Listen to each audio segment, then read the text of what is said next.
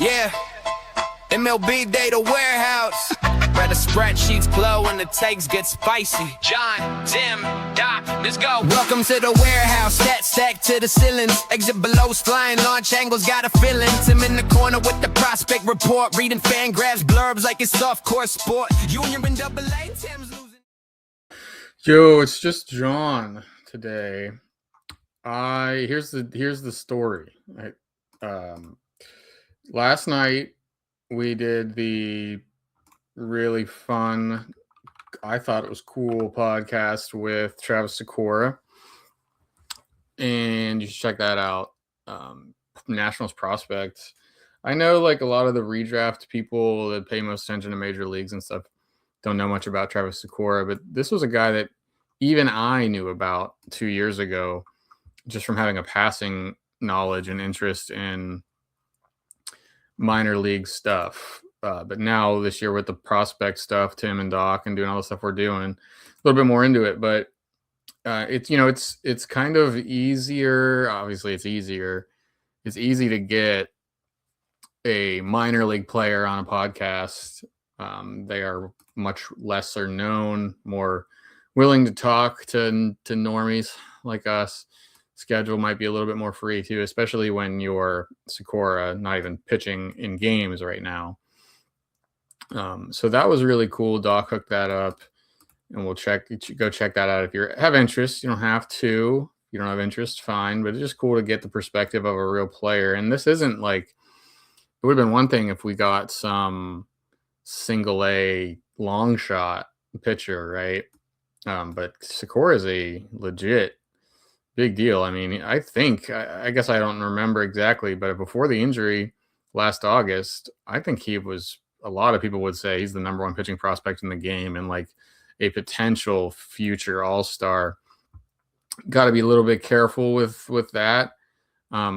He made it to double A for like a start or two before the injury. So he was a long ways off. And now with the injury, you never quite know if they'll come back. Travis felt very confident. He said his stuff is back and better even, but we saw it with Andrew Painter, right, who we're going to talk about today. And maybe that's, not a great example because of how good Andrew Painter just looked recently. But there's all kinds of mountains to overcome when you're going from single A ball to the majors, and then you throw in an elbow reconstruction there and weird things can happen. Some guys just, I don't think this is the case with Travis, but with the Cade Anderson deal, I've been thinking a lot again about Andrew Abbott specifically. There's plenty of other names you could dig up, guys that just had dominant numbers in the minors, and then they come to the majors and they either don't make it at all or they never turn into like a great fantasy option 12-team league or whatever. Andrew Abbott has certainly had a nice career. I guess that's for those guys. Everybody wants to be an all-star and a Cy Young contender and stuff, but I think a lot of them would take if you offered all these single A, double A pitchers the deal, like, hey, you're going to have a 12-year MLB career with like a 3.75 ERA. Will you take that now, or will you keep plugging at it now to try to reach for more than that, more of that, more than that? That would actually be an interesting question.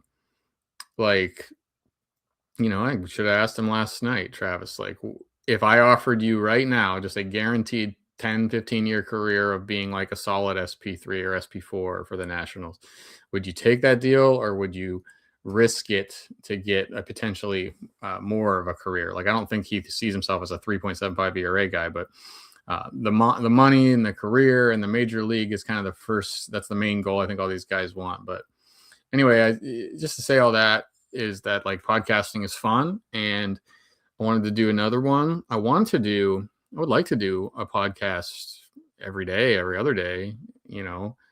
A lot of people, like, I write the daily notes and I do that every day, and very few other people do stuff every day like that.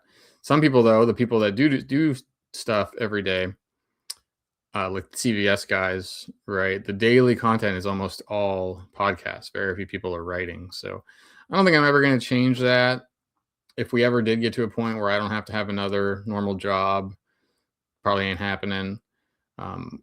Or if I just, maybe once my kids are out of the house, we're nowhere close to that. So I don't know. Will I even be doing this stuff in 10 years when my kids are in their teenage years? What are the chances of that? Everything changes in 10 years. I mean, 10 years ago for me, when I was 25, this wasn't on the radar. So who knows what'll be on the radar 10 years from now? Who knows if baseball will even, it's going to exist. Like I was going to say, like, who knows if baseball will even exist, which it's not a 0% chance of something like that could happen. Armageddon or just total economic collapse. I think the first thing that would go in like an economic collapse of like the Great Depression of that kind of extent, you probably wouldn't see professional sports leagues very, very much. I mean, if you can't feed your family, you're probably not watching too many Mets games at night. But I don't know. I guess we don't have to worry about like a world war like in the 30s where the athletes had to go fight. Like that ain't going to happen anymore because we don't fight with humans as much anymore. We do, but obviously you need a lot fewer people because of the technology, the drones and whatnot. And that is not what I came here to talk about. But anyway, yeah, like it'd be fun and cool to do a daily podcast in addition to everything I do. I just don't think it's in the cards. So this is what, if you guys have been listening to my podcast for the last couple of years, it's like super hit or miss for me. I mean, Tim has been pretty consistent and me and John have been pretty consistent with the waiver wire, but me sitting here talking, giving stuff, that comes and goes, but it's coming today. There's not much going on at work. My family's at the pool while I sit here, finish up the work day. Basically my late afternoons are just like manning the fort at work to see if anything happens, to see if anybody needs anything, but I'm not really doing anything actively right now. So I wanted to get on here and talk, take my mind off of being hungry. I shouldn't say this for biblical reasons, but my wife and I have chosen every Monday to fast, to just for spiritual reasons, right? We don't have to get into it. So I'm really hungry right now, and this is a tough time of day for that. I guess what I should have done is like read the Bible or prayed or just sat quietly. It's kind of the purpose of fasting. Instead of doing a baseball podcast, I just keep my mind off of it. That's not really working. And then it's also bad because the Bible actually says when you fast, like don't let anybody else know you're doing that. Apparently the Pharisees, fasting was a big part of the spiritual culture in Jesus' day. So they would pretty much have to fast. I think it was a Jewish custom, still is to some extent. But what they would do is they would show off how much they're fasting by like making themselves look very weak and hungry, and they would like change their appearance so people would know like, oh, that guy's really fasting, like look at me. So I guess that's what I just did, but I don't really think it's anything impressive. I'm not looking for to impress anybody, and probably some of you think it's just stupid and a waste of time. Health reasons. There are health benefits for it too. I think they say drinking a lot of water, but this will help, and maybe we can get the podcast feed keep churning. Tim's not doing the prospects of the week because he's working on his 150, so this fills in for that a little bit anyway. So I just, pitchers, we talk a lot about pitchers. There's plenty of sites out there that focus mostly on pitching, but it is just like the easiest, most interesting thing to talk about. And there's a list of guys right now. I think it's important right now. I think pitching is really important for fantasy stuff to know about, to get into streamers, to really be paying close attention to it. In April, when you're getting those breakouts, those guys popping up who have improved over the offseason and weren't drafted. And you need to be there to get the breakouts and stuff. And then generally, it's always a thing. It's always a thing, something you're managing, changing, streaming, trading, reacting to injuries and stuff. But around this time of year, after the All-Star break, we get into August, September, you've probably lost some guys to injury. Some guys are probably wearing down. You're probably not getting the most from the guys you were dependent on early in the year, Bryce Miller, those kind of types. Maybe you just lost. I don't know who else got hurt recently. Hunter Green, not a great example there, but maybe you're looking for pitching. Maybe you've abandoned it. You've gone to the streaming strategy, and we're seeing a lot of dudes pop up. So I wanted to talk about them. First, let's look at this. Just kind of a weird, annoying quirky thing. I don't know if it's that. But what we've seen lately, I don't think it means anything. What we've seen lately is some wild names with the best ERAs since the All-Star break. Where did he go? The main guy. I'm missing the man, Cal Quantrill. I had a tweet. Maybe I didn't quite filter it right. But yeah, Cal Quantrill. As my TV is blinking, that's going to be a real annoying. Let's get that off the screen. I'll move over here. If you're watching this, there's no reason to be watching this at this point. It's just my face. I think I'll get the screen up here eventually. But I mean, Cal Quantrill, there's a bunch of names like this. That's the only reason I'm talking about it. Cal Quantrill has gone since July. That's the reason. July 17th. So right after the All-Star break, he got thumped.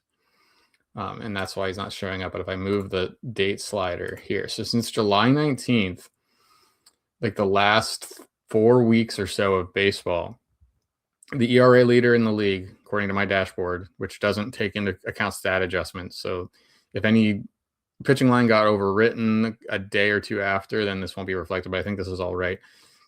Since July 19th, for 4 starts or more starting pitchers, Cal Quantrill leads it with a 1.35 ERA.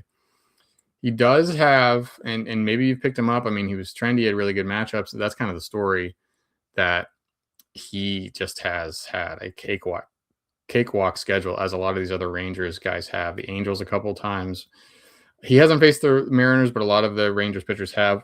That's soft. Houston's not their best lineup. I mean, it's just been a total joke of a schedule for the Rangers, but Quantrill's taking advantage of it.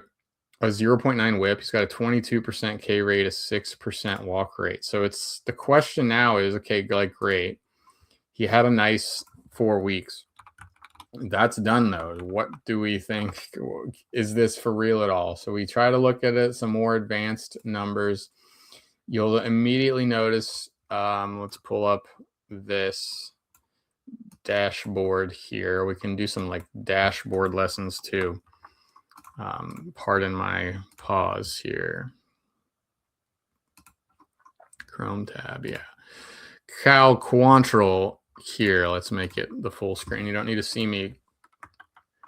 226 BABIP, 5% home run to fly ball rate, 23% risk hit rate. These 3 little stats tucked down at the bottom right of the main table in the pitcher dashboard, those are kind of your luck metrics. 226 BABIP, obviously very low, not going to keep up. 5% home run to fly ball rate, extremely low, pretty much impossible to keep up. 23% risk hit, that is just another version of strand rate. That's the percent of hits you're giving up with the percent of your total hits that you gave up with runners in scoring position. That's a normal number. 22, 23% is the league average, but 226 BABIP, not going to keep up. 5% home run to fly ball rate, that's going to come up 7, 8, 9 points. So some luck there for Quantrill. Swinging strike rate's another thing I look at. 9.7% for him, not good at all. 45.6% strike rate, not good at all. What he's done is kept the ball off the barrel of the bat, like literally barrels. The barrel of the bat, kind of weird. How do you say that, right? Because a guy could hit the barrel of the bat and it'd still be a ground ball, but he has avoided barrels at just a 2.1% barrel rate given up, a 45% ground ball rate. So that's high-ish, but it's not like 60, 70% like some of the league leaders do. You see Christopher Sanchez, Framber Valdez, Andre Palante, these guys out there, they're well above 60% when they're doing normal things. Not the case with Quantrill, so it's not that he's not giving up any fly balls, and that's why he's avoiding home runs. He's given up some fly balls, 23%, but just no barrels. 1 home run given up in these last 30-some innings. So with him, I think it's totally fake. The splitter, if you see the pitch mix down here, this is he has a splitter, and that can turn into really good runs of things. We've seen it. We've talked about it a lot. 56% ground ball rate on the splitter, 250 expected WOBA, and a 40% ball rate, which is bad for overall, but very good for a splitter. So the splitter's humming along. Nobody's squaring them up. if you think all of a sudden Cal Quantrill just has a splitter he can throw confidently, successfully, start in and start out, then that's one thing. Maybe this soft contact stuff can keep up. But just as a lesson, like, this stuff is very hard to trust, especially with a guy that the splitter's not new for Quantrill. He's just been a really bad pitcher. He's played for several teams, been cut, minor leagues, everything. So it's just, I'm not really buying into that. And the schedule, I don't have it up, but it can't be any better than it has been. So I wouldn't really pick him up now. If you had him and you enjoyed those starts and you don't want to give up yet, that's fair enough. But again, like, he's faced the Angels, Nationals, Angels, Baltimore, Orioles, Giants, Rays in his last, and then the White Sox before that. So these 7 really great starts he's had. The White Sox start was only 3 innings, so that didn't really even factor into this, but just really soft matchups. Somehow he struck out 7 Rays. His Baltimore start, I believe, was shortened due to rain or something like that. He only threw an inning there. But yeah, verdict on Quantrill, nah, you shouldn't be surprised to hear me say, like, not good. The other guy near the top of that weird, crazy ERA board, Randy Dobnak, it's just insane stuff. Baseball is super weird, and when you cut down to 5 or 6 start sample, really weird stuff happens. Randy Dobnak, another guy that just has not, he wasn't in the majors. Nobody intended him to be in their major league rotation. He's been passed around. He came up with the Twins, was never good, spent a lot of time in the minors. And now here he sits with a 1.42 ERA. He's pitching for the Royals. They've needed him. Their rotation, their pitching staff has been a mess. And he's at least given them some really good innings. I don't think it'll continue. Not at all. But Dobnak, 1.42 ERA, 1.36 whip. So that's a bad whip. A 7.5% K- walk. So unlike Quantrill, who at least has 16% there in the most important pitcher stat, Dobnak doesn't have that. He's got a 7.5% K to walk. To say that again, we look at his numbers here. He does get ground balls. Dobnak, 55% ground ball. But there's just nothing else, okay? Like, I'm not going to spend much time here on Randy Dobnak. I don't think people are buying into him. He's only 13% owned despite all of this going on. Does get ground balls, but just doesn't have strikeouts. He's got a 15% K rate and a 10% walk rate this year. Nothing nasty. It's sinker, sweeper, changeup. I mean, there's a lot of off-speed stuff, a lot of low velo, which I guess maybe there's some hidden advantage to that these days when everybody is used to seeing at least 94, 95 every time, and then also having, once or twice a game or at least a few times a week, they face a guy that they've got to be ready for triple digits. And then they face Dobnak, just a total, like, every pitch is a changeup and they all move differently. Sinkers moving down, sweepers moving across, changeups much lower in velo, 85 miles an hour, that move a little bit left to right and a little bit up and down. So it's working for now. It has worked, but it's just, you can't really say it will. The 435 JA Sierra number there will kind of tell you that. Brandon Pfaadt, another guy. So there's like at least a trio of these guys. Maybe there's one more after this. Kyle Leahy, we'll take a look at him next. But Brandon Pfaadt first. He did have a bad start lately, but it's still, in his last 6 starts, 1.6 ERA, 0.89 whip, 13% K- walk. So the K to walk, it's kind of between those two guys we just talked about. It's just that Pfaadt has somehow, he was kind of bad early on. We got to move the slider to get into July, where he's re-entered the rotation, has just been really good for the Diamondbacks. 17% K rate, 17% K rate, that is 3% walk rate. So he's always done that. He's never really walked guys. He's been 5 to 6%. His problem in the past is, like, the best he's ever done, Brandon Pfaadt, 22, 23, 24% K rates. And this year it's way down, just not nearly as good at getting strikeouts. The weak contact, though, 48% ground ball rate, so that's fine. 249 expected WOBA. He has not given up a 300 or more expected WOBA in a given start since July 11th. So that's 1, 2, 3. That's 7 straight starts. Even the last one, when he got hit around by the Red Sox for 3 home runs and 5 runs, still outside of those home runs, it was a 280 expected WOBA. That was his first home run given up during this stretch, and then he gave up 3 of them in that start. And he, again, like we talked about this in the daily notes, Pfaadt in that first bad start in a long time actually had his most whiffs. He had 17 whiffs, 18.1% swinging strike rate, 52% strike rate, 31% ball rate. So he was probably the best in terms of strike earning and whiff getting that he's been recently, but that was the bad start. So baseball's freaking weird. Fott's 28. So I don't know, he's kind of past like the breakout prospect age. He does have a long contract. I believe they extended him a couple of years ago. Hasn't worked out, but that at least speaks to his job security and that he's probably going to have a job in the rotation next year after what he's done here. Lefty righty stuff, he's always been really bad against lefties. This is funny because the splits have evened out, but not because he's gotten a ton better against lefties. It's because he's gotten worse against righties. That said, this year just a 244. Not this year, but this run he's on since July, only a 244 expected WOBA against lefties, 3 home runs. In the past, before he had to get sent down to the minors and maybe even go to the bullpen, that stuff's happened recently. Fought was like a 350, 360 expected WOBA guy, just getting crushed by lefties while handling righties. But he's definitely changed himself.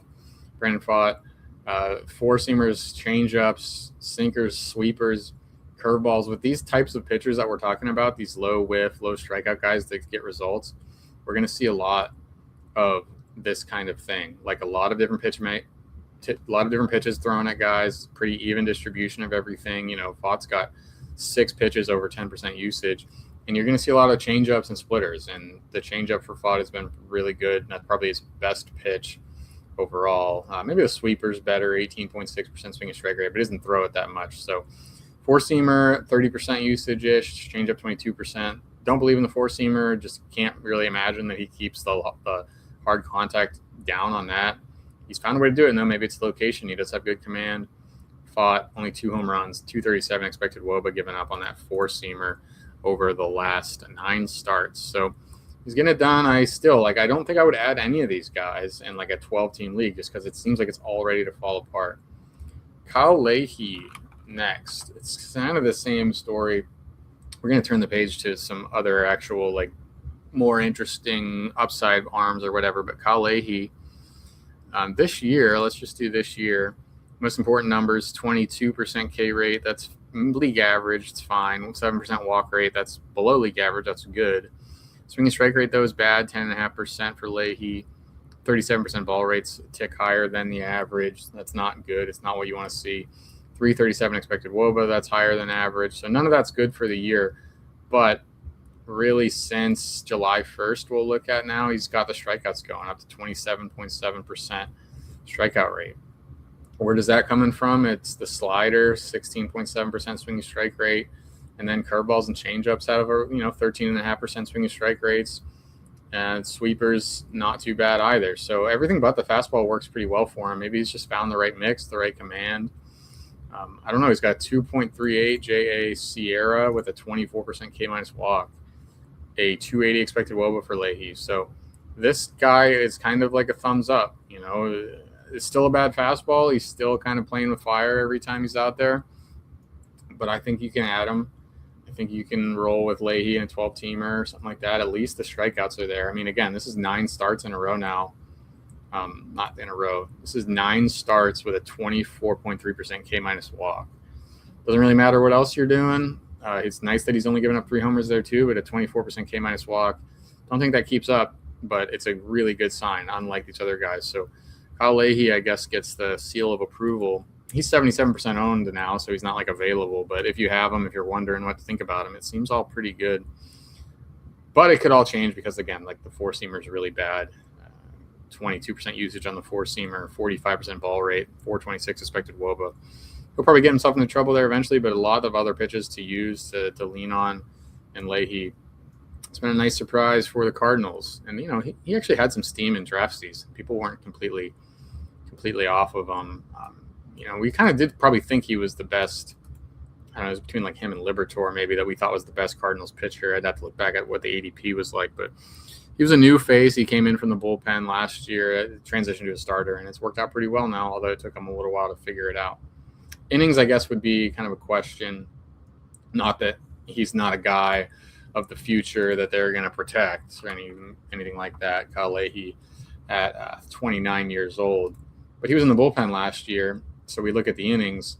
He threw 88 major league innings in 62 games, mostly in relief. He made 1 start. That was probably like an opener situation. He added, he was in the majors all year. So we're talking about 88 innings last year and now 126 this year. It's not that he's going to get shut down.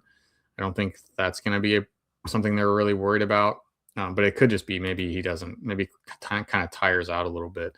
He's not someone that you would hold on to, if in the case of like Cade Anderson, who we'll talk about, imagine someone else like that, or just imagine that we're a week ago and Cade Anderson's getting called up.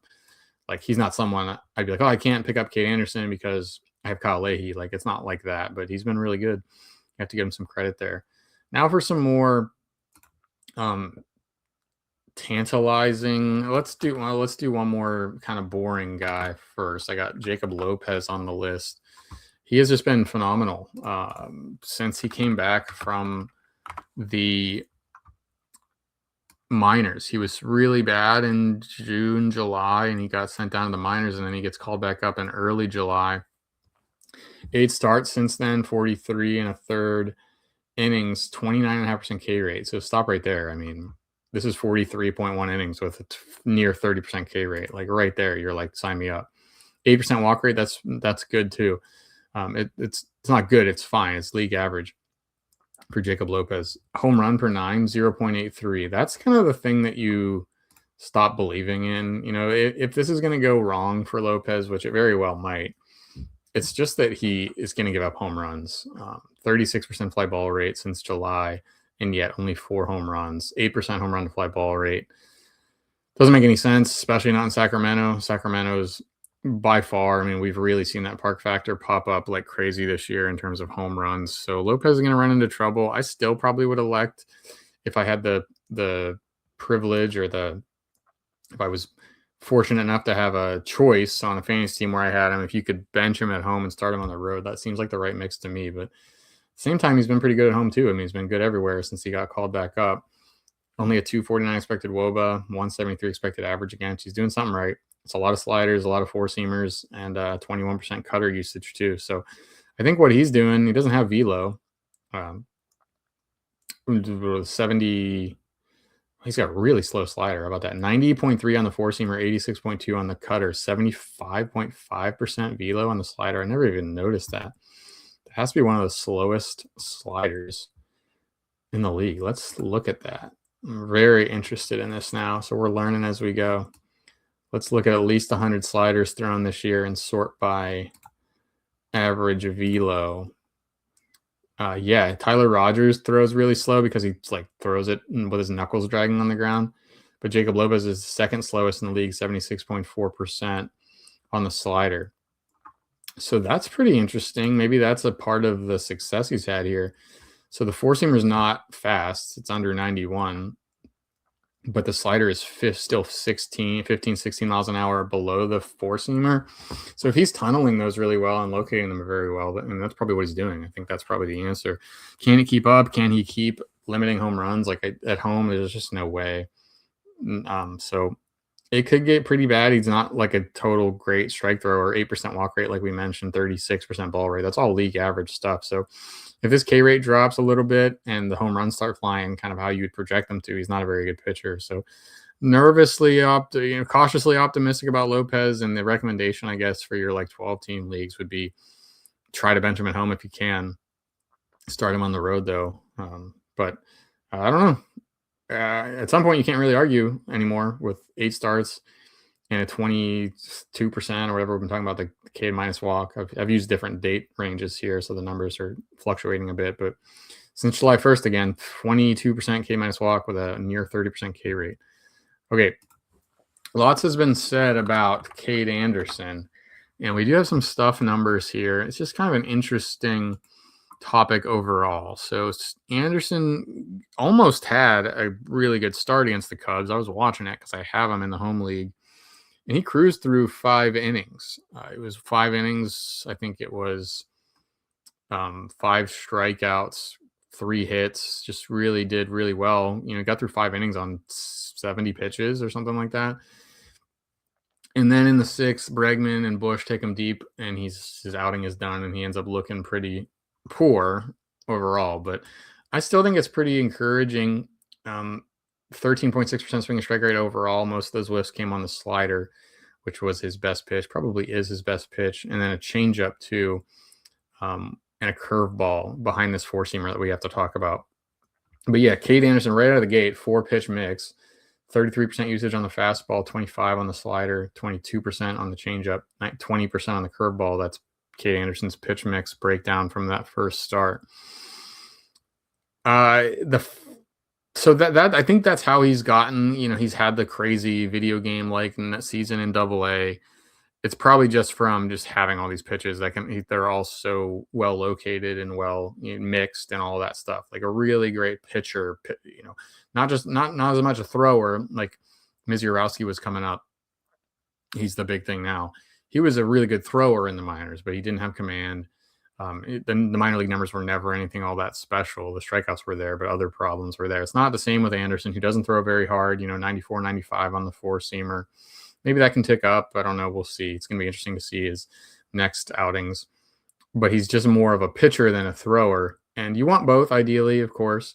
But if you had to pick one side, I'd probably pick a guy that can pitch rather than a guy that can just throw. How many guys do we see that can throw really hard and have really good stuff, but they can't command it and they just can't last as starters and they have to go to the bullpen? So Anderson should develop into a very, very good starting pitcher.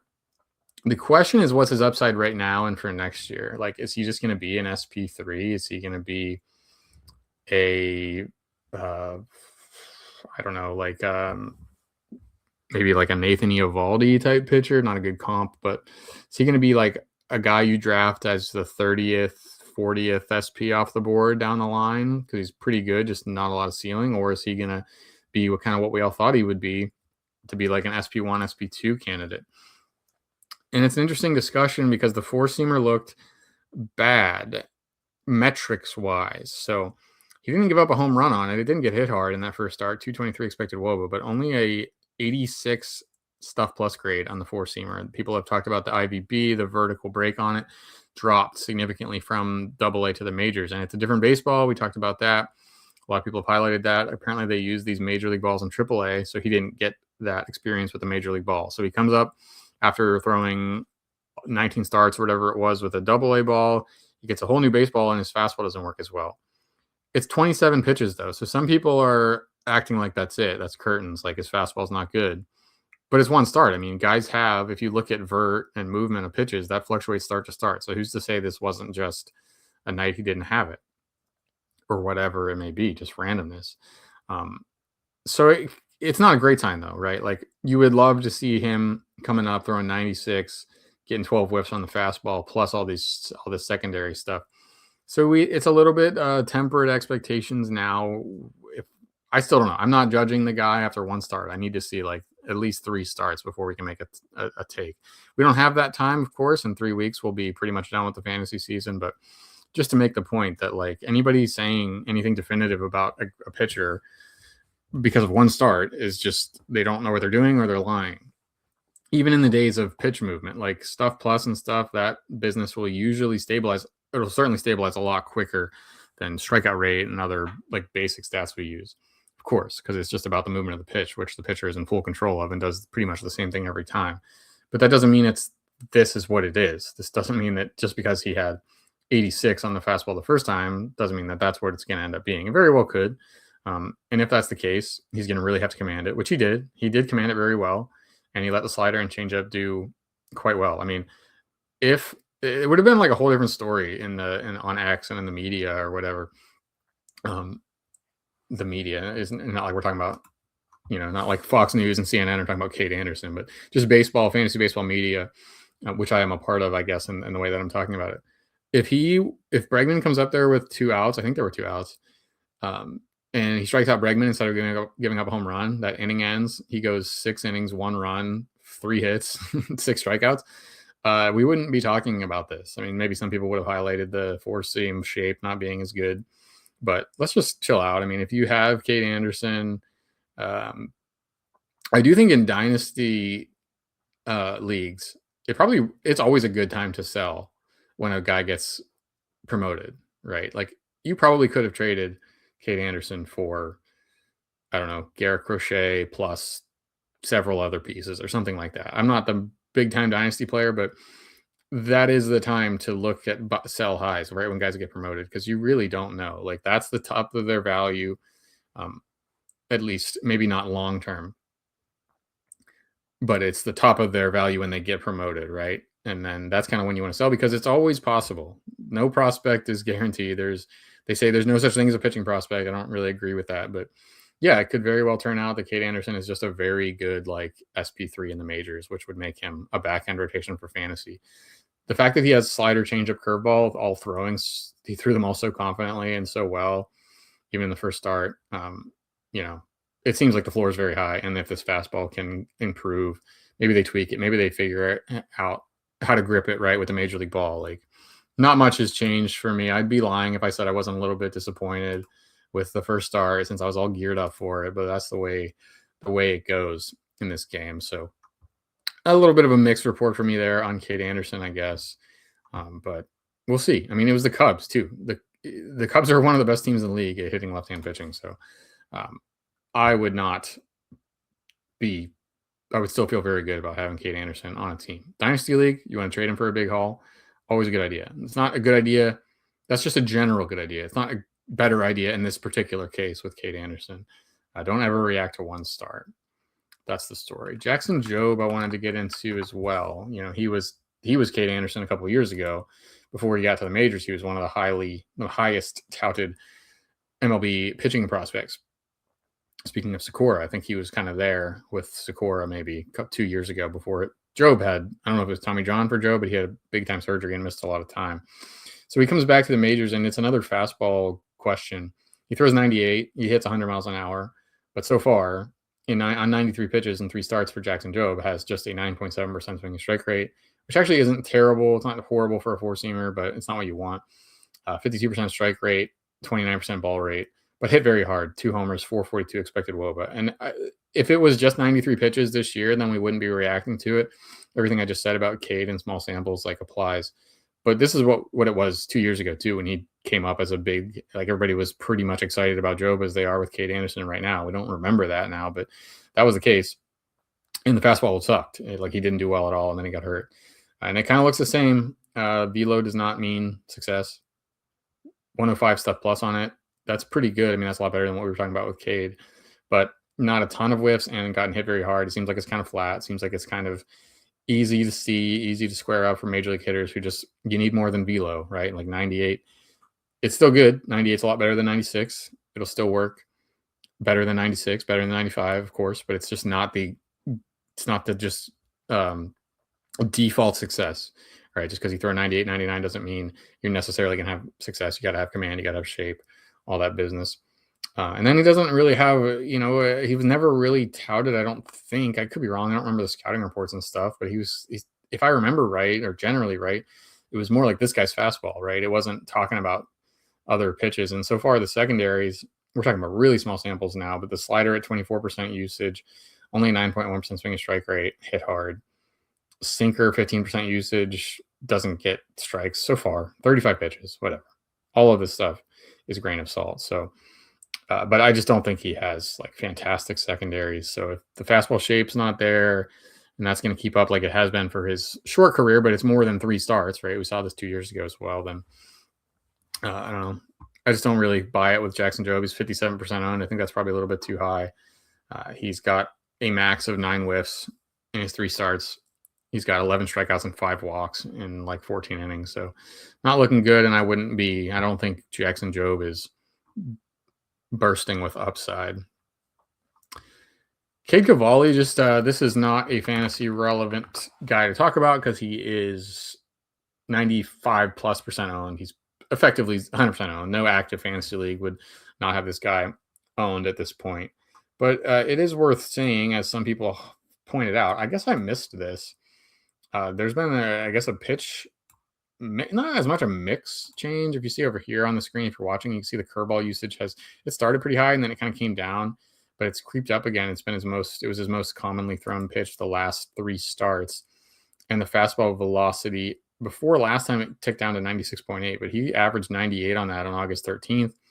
Early on in the year, he's around 96, 97, and now he's been hitting 98. So the velo's up a little bit. So I think maybe even a tweak to the movement stuff. I don't really study that. But point being that Cavalli did make a change recently, And his last 3 starts have been phenomenal. 8 strikeouts against the Reds, 10 strikeouts against the Cubs, 11 strikeouts against the Rangers. That Ranger start was the last one. So Cavalli's just been doing everything right. We really liked him before the season. He was one of the guys we got right. A lot of people were on it. Can't give myself some special credit for that. But it looked shaky early on. I think I picked this guy up in the home league after someone else drafted him ahead of me because they knew I wanted him. And then he stunk for a while and they dropped him. So I picked him up, but then I didn't hold on. I didn't hold on long enough. Now I don't have him. And one of my main competitions have him.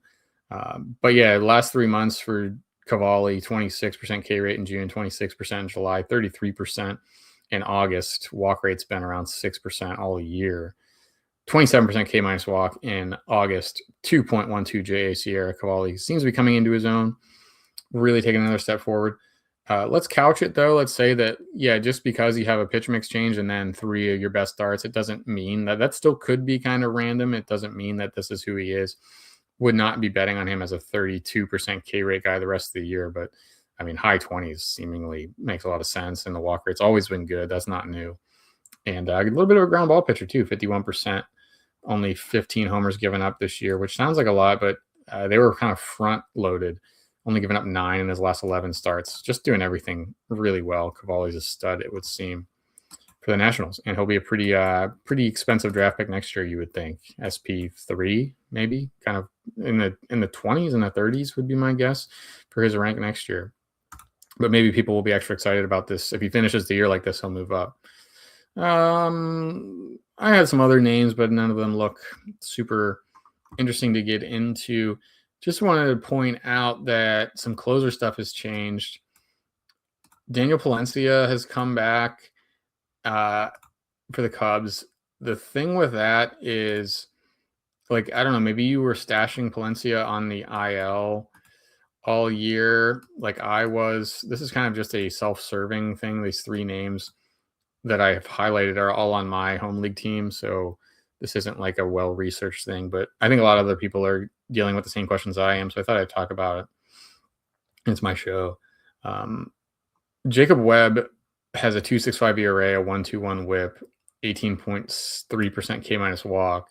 Since July, Jacob Webb has really taken off. 1.27 ERA, 0.98 WHIP, and 7 of the 15 Cubs saves. Over, let's do second half now. Webb just really has locked down this Cubs closer job, is what I'm trying to say. He's got, they still like to mix it up though. He's got only 4 of the last 9 saves for them, but he seems to be the guy.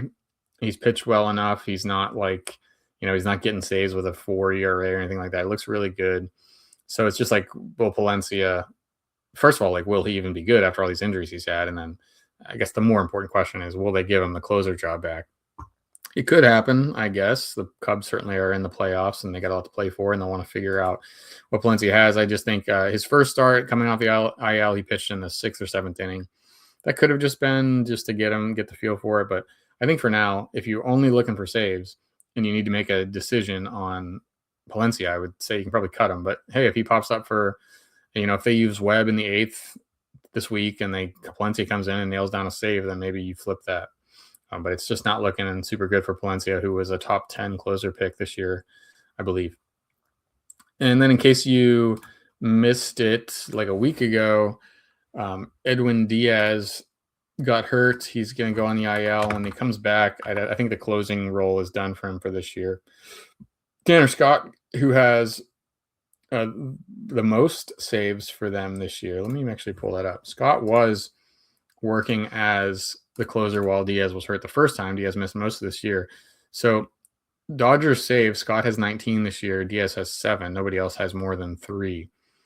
Will Klein has 2, who is hurt now. Alex Vesia has 3. So it was Scott while Diaz was hurt. Diaz got the job back when he came back. And now it's all Scott. He's got, I think, 3 saves and a win since Diaz got hurt again. So he looks like, one of the best closers to own again. The Dodgers just haven't been trucking teams, right? They pitch really well. That's their strength. Not that their offense is bad either, but they're not exactly out there scoring 12 runs and beating teams, 9-1 or whatever. They're winning a lot of tight games. They're in a lot of tight games. And obviously Tanner Scott is the man there, as I still have Cade Cavalli on the screen. Where's this? Let's look at the numbers, because Scott has had some really rough years with the command, but this year, 4.1% walk rate. He's really locked it all down. 28% K minus walk, 19.5% swing and strike rate for Scott. He's the guy to own, and the Dodgers are obviously a pretty nice team to have a closer from. Grant Taylor as well. I want to look at the White Sox situation because they traded Dominguez at the deadline, and let's look at what they've been doing since the deadline. We'll go to August 4th. So they've only had 5 saves. Grant Taylor has 2 of them. They've split the other 3 up to Sean Newcomb, Trevor Richards, and Brian Hudson. But Taylor is used in high leverage situation. He's also won 2 decisions since then. So he's in late in these games. And I mean, his numbers are fantastic this year. He's one of the better relievers in the league. He's kind of between being a starter. They kind of thought maybe he would be a starter for them, and maybe he will be next year. I still kind of think he will be next year, but they didn't want to put too much load on him this year. That's the wrong Grant I have. I put Grant Holmes up. Grant Taylor this year in the White Sox bullpen, 68 innings-ish. That's not exactly right. This dashboard doesn't get the innings exactly right, but 32.5% K rate, 8.8% walk rate. That's a 24% K minus walk for Taylor. Only 4 home runs given up. 183 expected batting average against, 243 expected WOBA against Grant Taylor. 98 mile-an-hour fastball, which works incredibly well. It's a really good fastball. Curveball, slider, sinker. That's why he can be a starter, right? Because he's got 4 pitches. He really doesn't need more than probably the 4-seamer and the curveball as a reliever, but he's throwing it in there anyway. It's just miserable to hit against. It would seem. I wouldn't know. I've never tried, but I don't think I'd be able to do it. So, yeah, maybe he's not like getting every possible save opportunity. They're not saving him for the traditional save opportunity or whatever they're using him. But the White Sox are in the playoff mix for sure, and probably still leading the division. I'm not quite sure about that, but they're definitely playing meaningful games, and they're going to use him a lot. So he's 55% owned. That's still pretty low. Probably owned in your competitive leagues, but you know, Palencia, Cut, Scott, Taylor, closers to add if available. Mason Montgomery as well for the Pirates. We've been talking about him. There's probably a lot of other saves guys popping up, but you can read more about that Wednesday when we have the bullpen tracker that comes out every week. So that's it for me. I don't know. I killed 48 minutes, and maybe somebody enjoyed this. So we'll talk to you next time. Peace. Big data warehouse. Yeah, we bring the spree. Prospects, DFS, betting strategy. John's grumpy, Tim scouting like a man possessed. Doc drafting comeback stories better than the rest. But the tools are elite and the content's free. And your fantasy trophy gonna look prestigious. ML.